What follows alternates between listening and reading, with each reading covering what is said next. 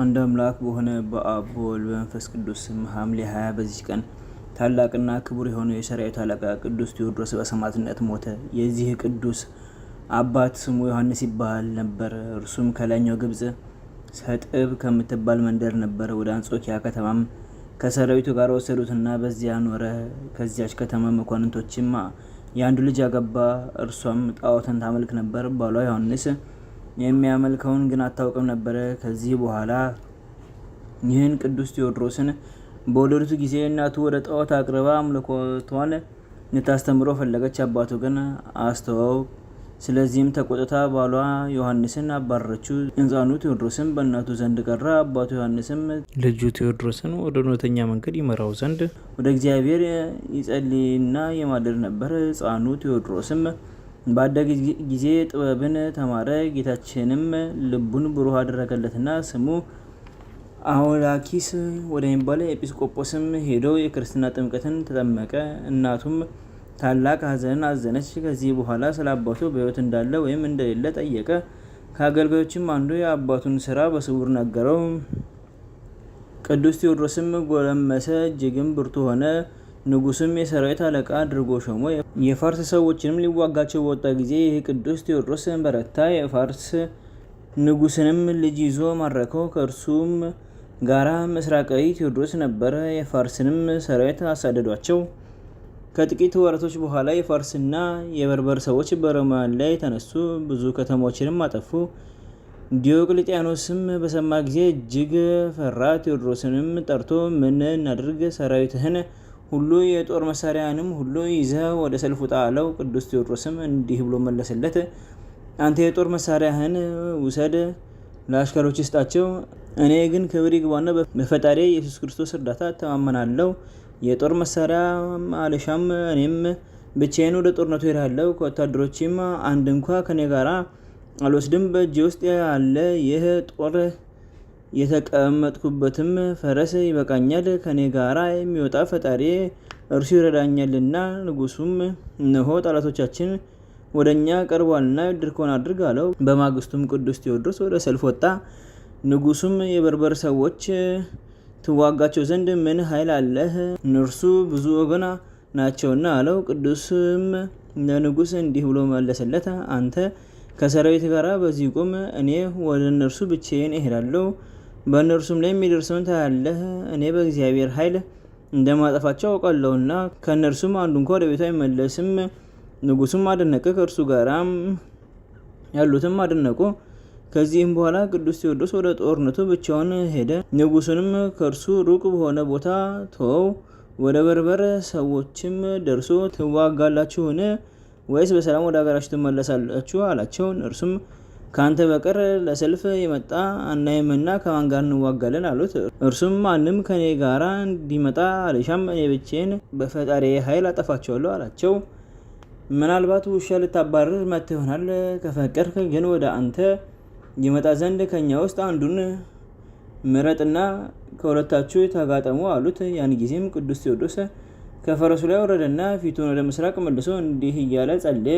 ጣዖታትን እስካጠፋቸውና የባቢሎንን ከተማ ዘንዶ እስከገደለው ድረስ ነቢዩ ዳንኤል ያጸናኸው ጌታዬ አምላኬ ሆይ እንዲሁም ዛሬ ከኔ ጋር ሁን፣ በረድኤትም አጽናኝ። አብ ወልድ መንፈስ ቅዱስ ሆይ ምስጋና ይገባሃል ለዘላለሙ አሜን። ጸሎቱንም በፈጸመ ጊዜ ጦሩን አንስቶ በላዩ በመስቀል ምልክት አማተበ።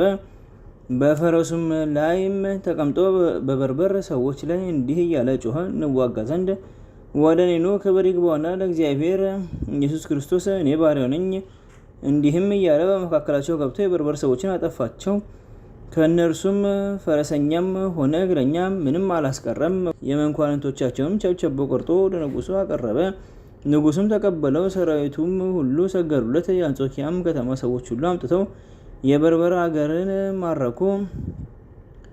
አውኪስጦስ በሚባል አገርም ሰዎች የሚያመልኩት ታላቅ ዘንዶ ነበረ። ይበላቸውም ዘንድ በየዕለቱ ሁለት ሰዎችን ይሰጡት ነበረ። 2 ልጆችንም ያሏት አንዲት ክርስቲያናዊ መበለት ነበረች። እንዲበላቸውም ልጆቿን ወስደው ለዘንዶ አቀረቧቸው። በዚያን ጊዜም ቅዱስ ቴዎድሮስ ወደዚያ ሀገር ደረሰ። ያቺ መበለትም በፊቱ ቆመች።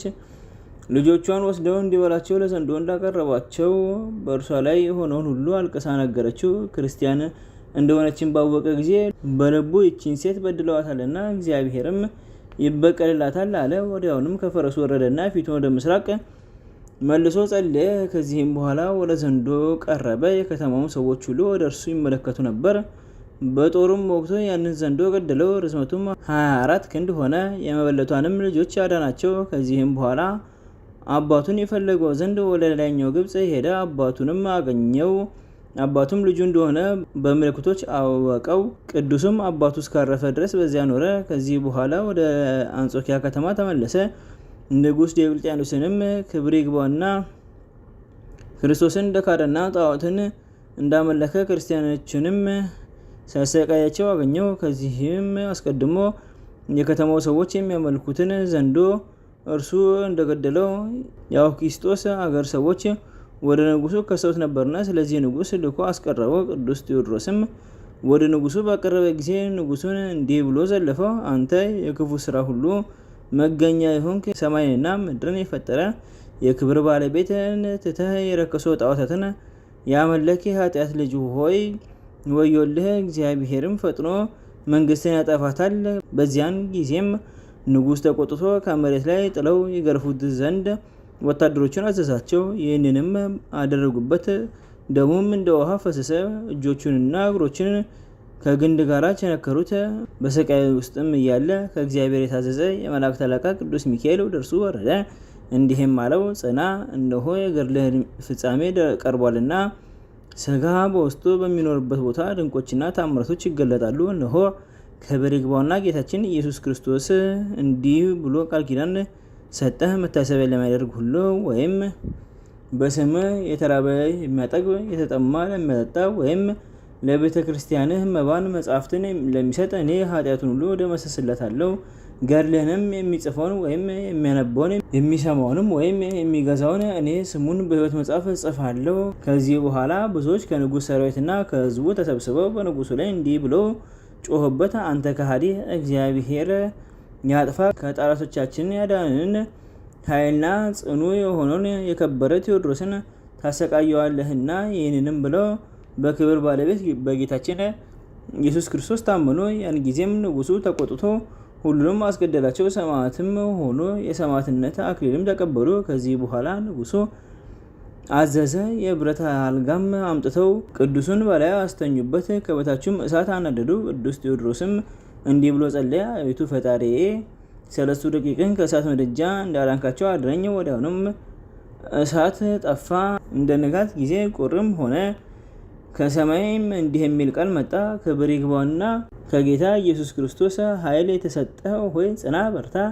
ያን ጊዜም ቅዱስ ተነስቶ በንጉሥ ፊት ቆመ። እንዲህም አለው፣ ክብር ይግባውና ጌታ ኢየሱስ ክርስቶስ አድኖኛልና አንተ ከሃዲ እፈራለሁ።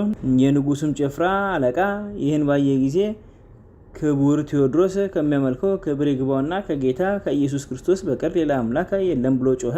እርሱንም ራሱን አስቆረጠውና በሰማዕትነት ሞተ። ቅዱስ ቴዎድሮስንም ብዙ ካሰቃየውና ማሰቃየቱ ከሰለቸው በኋላ ራሱን በሰይፍ እንዲቆርጡ ስጋውንም እንዲያቃጥሉ አዘዘ። በጌታችን ፍቃድ የእናቱ ደጅ ወስደው ራሱን ቆረጡ። ከእርሱም ደም ወተትም ፈሰሰ። ታላቅ እሳትም አንድደው ስጋውን በውስጡ ጨመሩ። እሳቱም ከቶ አልነካውም። እናቱም ለወታደሮቹ ብዙ ወርቅ ሰጥታ ስጋውን ወሰደች። በአማሩ ልብሶችም ገነዘችው። እስከ መከራ ፍጻሜ በቤቷ ውስጥ አኖረችው። ከዚያ በኋላም አብያተ ክርስቲያናት ተሰሩለት።